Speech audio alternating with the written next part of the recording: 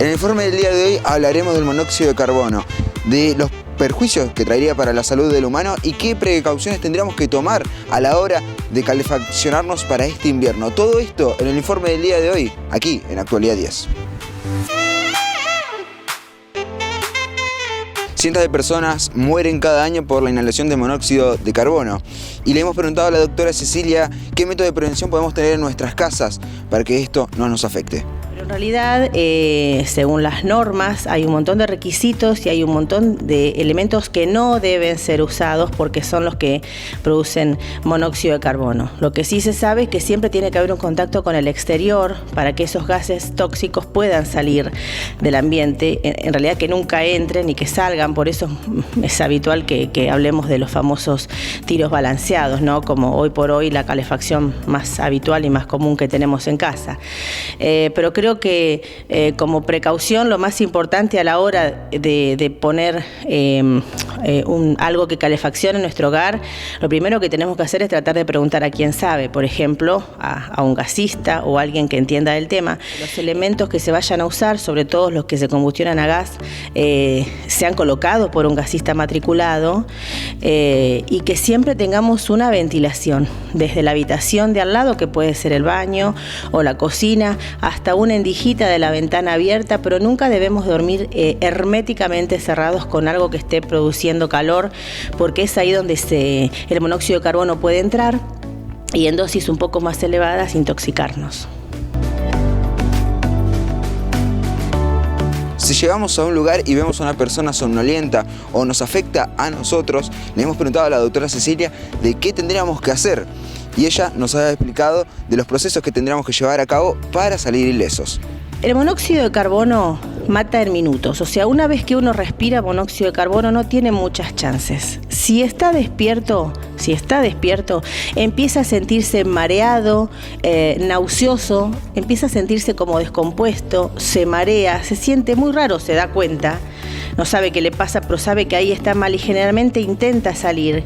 Y al salir y respirar aire fresco, hace él solo el diagnóstico y si hay más gente la puede retirar desde adentro. Si la persona está dormida, lamentablemente se muere en pocos minutos, que es lo que pasa con los casos relevantes del medio, o sea, lo que vemos habitualmente, de encontraron tantas personas de muerte porque en realidad el monóxido de carbono entra a nuestro aparato respiratorio, pasa a la sangre, desplaza de los glóbulos rojos al oxígeno y como el monóxido de carbono no tiene la capacidad de oxigenar los tejidos empiezan a padecer esa hipoxia, o sea, esa falta de oxígeno, principalmente el cerebro.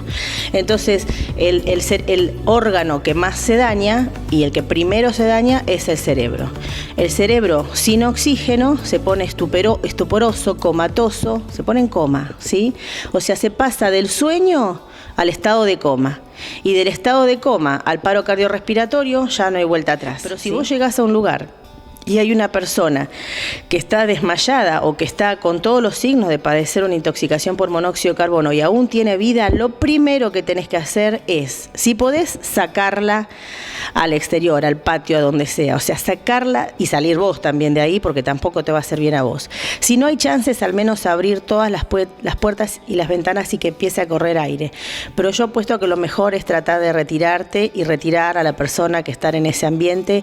Y el segundo paso es llamar a la ambulancia de emergencia, que va a ser mucho más rápido que nosotros por ahí ir al hospital y aportarle oxígeno. Si la persona está en paro cardiorrespiratorio, se puede intentar maniobras de RCP o de resucitación cardiopulmonar, pero tenemos que llegar muy justo sobre el paro, porque si el paro se produjo hace ya unos cuantos minutos, el RCP casi que es frustro, o sea, no podemos revivir a la persona. En el exterior, por frío que sea la noche, siempre tiene que haber algo abierto. No podemos vivir herméticos, ni en verano con los aires, ni en invierno con las calefacciones. Siempre tiene que haber un contacto con el exterior, siempre tiene que haber un intercambio de aire y de gases, siempre.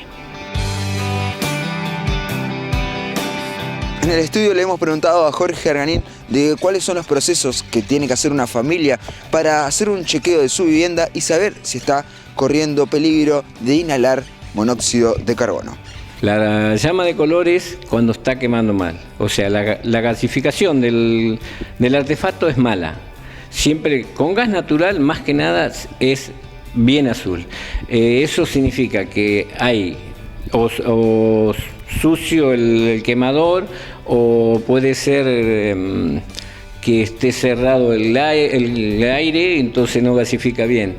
Eso es recomendable que llame un gasista y se lo acomode, porque la llama colorada no es buena, tiene que ser llama azul, o amarillenta lo mismo, no es buena gasificación, y eso a veces es lo que produce el monóxido de carbono malo.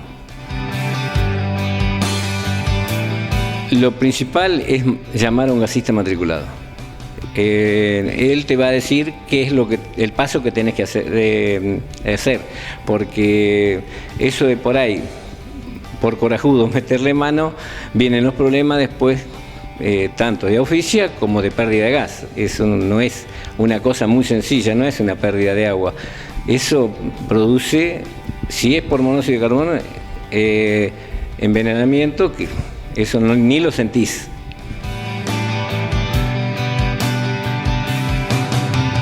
A la hora de ir a comprar artefactos para calefaccionarnos en este invierno, muchas personas se preguntan cuáles son los más seguros para no tener inhalación de monóxido de carbono en nuestras viviendas.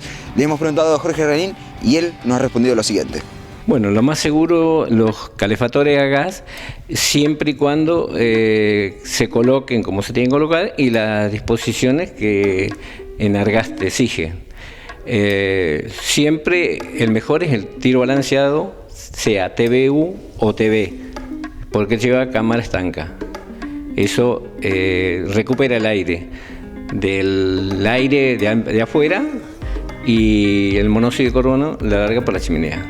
Jorge Ranín nos ha explicado sobre los requisitos que tenemos que tener para tener un ambiente calefaccionado, pero a su vez también ventilado y no sufrir ningún tipo de inhalación de monóxido de carbono. Él nos ha explicado detalladamente en los estudios del canal.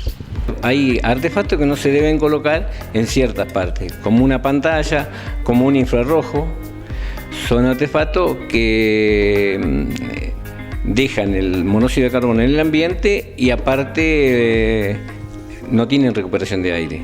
Siempre y cuando se coloquen en un comedor, en un living, con rejilla de ventilación. En esto hay que ser consciente, tanto la persona que va a usarlo como el que lo va a colocar. Los recaudos que hay que tomar es el gasista que lo va a colocar y la persona que el gasista, si le dice que eso no se puede colocar, tiene que tener el cliente, tiene que decir no, si no se puede colocar, no lo coloco. No exigirle a veces que si el gasista es responsable no lo va a colocar, porque las consecuencias le vienen a él. Hay sectores de la población que siguen utilizando sistemas de calefacción precarios por no poder acceder a sistemas más modernos. Y le hemos preguntado a Jorge qué precauciones tienen que tener estas familias. Y todo lo que sea a leña come oxígeno y tiene su monóxido de carbono. No es tan peligroso como el gas, pero tiene. Siempre que se coloque con rejilla de ventilación, eso no tiene mayormente un peligro, porque bueno, la leña no es tanto como el monóxido de carbono del gas, pero siempre las rejillas de ventilación donde hay algo que consume el oxígeno tienen que estar.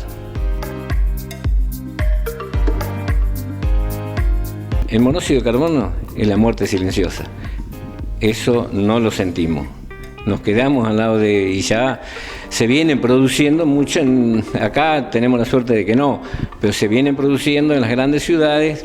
También puede ser que no se atiende como se tiene que atender las cosas, que por ahí ponen sin rejilla de ventilación, los lugares son muy chicos y entonces vienen esos problemas.